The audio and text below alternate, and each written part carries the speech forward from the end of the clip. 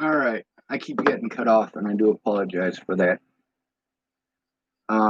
This is a little bit of continuance on the conversation with Jen Beebe. A few people type that doesn't seem like she's even interested in helping, and that's probably true. That's kind of the feeling I've been getting since. Well, she was gung ho the first week, but she was also busy talking, busy telling me how to think and how to feel and what I need to do, and so on and so forth. And I tell her, hey, I've done those things. They refuse to listen because of the term mentally ill.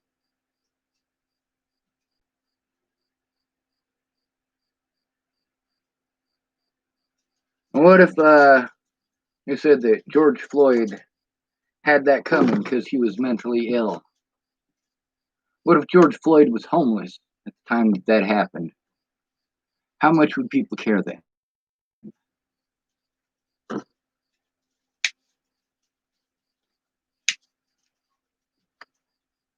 If George Floyd had been a white guy, and there are a few white people who have been killed doing that,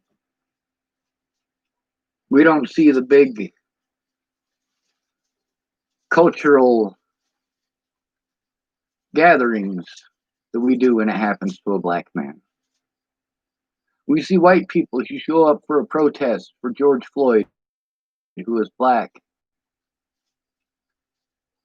Can any of you guys even remember that white guy's name in Dallas? I didn't think so.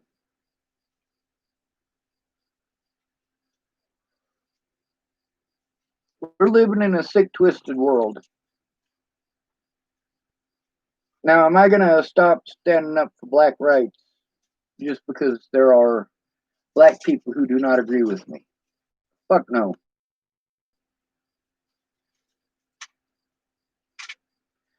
In the state of Colorado, turn of the last century, there were card carrying members of the KKK that were black.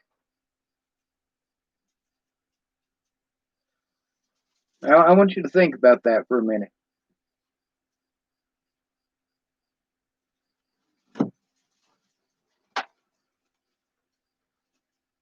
A lot of the situations that we're dealing with today are just completely screwed.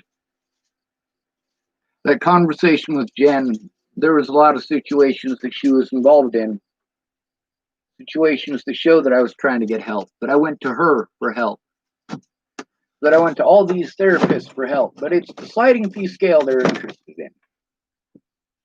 See, all these people get government funding if you can't pay for it.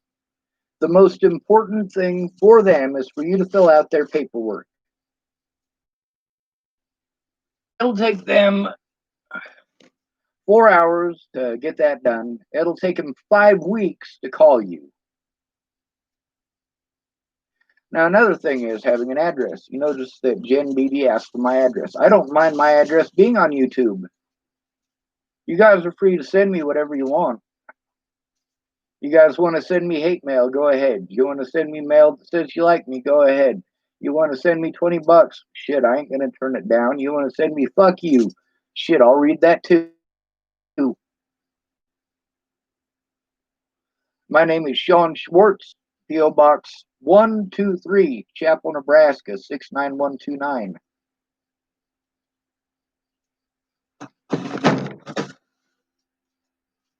Before Natalie went and disappeared, I helped find a lot of missing people. A few of them that I personally knew, and I didn't stop afterwards. Jen Beebe and Nicole Peralta are also privy to information about Desiree, the lady that I rescued from Cheyenne twice from a trap house, the one who stole everything that I had of value, including some important stuff like evidence. She didn't steal it because it was evidence. She stole it because people who are addicted do stupid shit, stab people in the back because that addiction is so important. Desiree is no different from, well, no different from Natalie in that aspect. No different from Rose in that aspect. The thing is, all these people that I went to for help, they're not willing to do the jobs that they supposedly are supposed to do. Jen Beebe was supposed to help me with housing. She tells me today that she could help me with housing. Holy fuck, I've needed your help the last 5 goddamn months, Jen. You haven't called me back.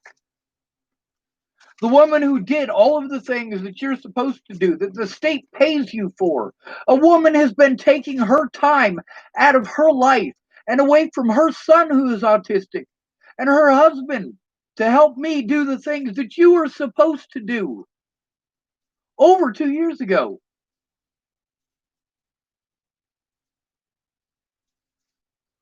When Jen Beebe first started helping me out, I didn't find out until after I'd already lost my housing that she was supposed to help me get housing to begin with, and she never fucking did. That paperwork to protect myself against these officers and against the Bollingers. Jen Beebe is the one who had that paperwork sent to Brenda Dickinson's address because I didn't have one. And what happened as a result of having to trust Brenda Dickinson? I had to wait on her to be home to answer the door so I could get my mail. And by the time I got my mail, it was already too late for that paperwork to be filled out.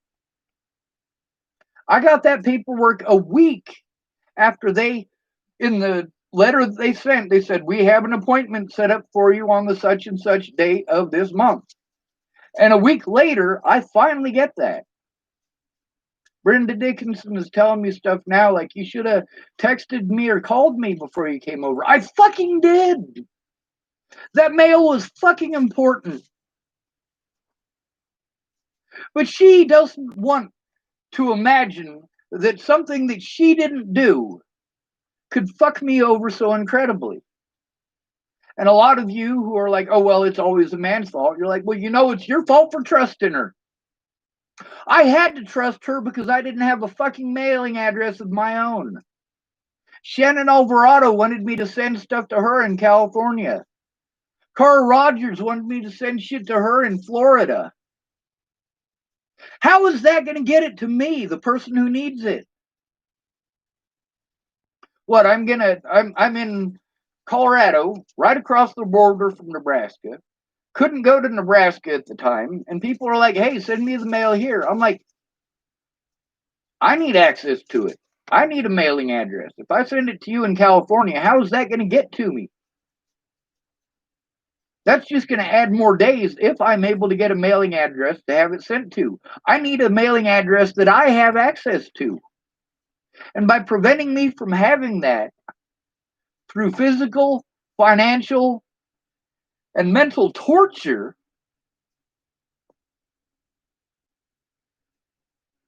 somebody called the same thing every day, typed, you play any instruments? I used to play the violin. I played the Mississippi harmonica pretty all right. I played the guitar for a lot of years, and I still suck at that. My first violin, within 3 days of having it, I could play anything I could hear in my head. Of course, when I first picked up a violin, it's the instrument that I wanted to pick up more than any others. So when I got to playing with it, I listened to people tell me for 3 days to shut up. And on the third day, somebody actually gave me some money for playing, and after that, people were paying me for playing. Why did I stop? Because when you're a homeless person, everybody is fine with stealing from you, including the staff at the border shelter. I went to the border shelter, and I was only there for one night.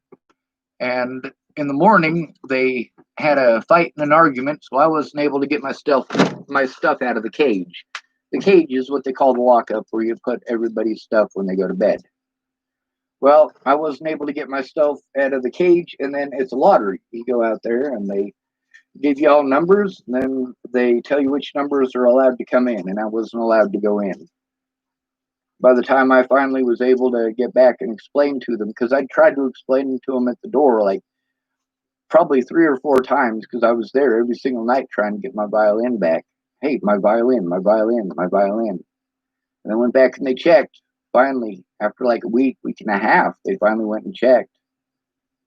And he said, "There's no violin back there." Thank you. Thank you very much. The last violin I owned, it was in my vehicle, and Graham was supposed to give me some money for the violin and some money to help get my vehicle out, and he didn't follow through. I got that violin from a guy named Mateo Talbot. Mateo Talbot is one of the people who is trying to help me to get my evidence back so that I could take those police to court. But the thing is, the police did everything in their power to prevent that from happening. Now, these therapists that want to get all of this free money, they're not actually doing the job that you believe doing. You need to look into that. Obviously, between the conversations with me and Jen Beebe, the things that you think that a caseworker is going to do, they're not going to do it. They're just going to take your money, you, the taxpayers.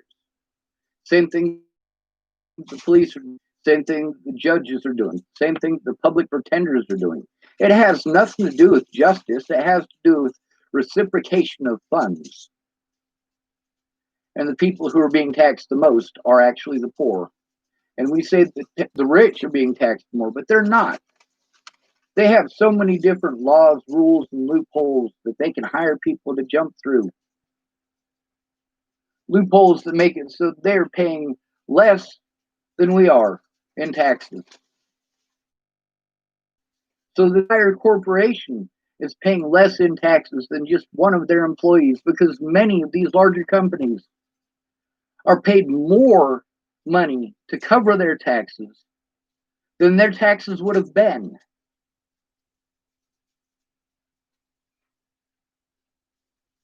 I hope another violin finds me soon too, but the thing is that I've got other things that I have to worry about, and it is all about the money. All of this, the police officers who did the most harmful shit to me, all of these officers said the same thing to me. You can get a lawyer when you get out. And they'd already set it up so that I wasn't going to get out.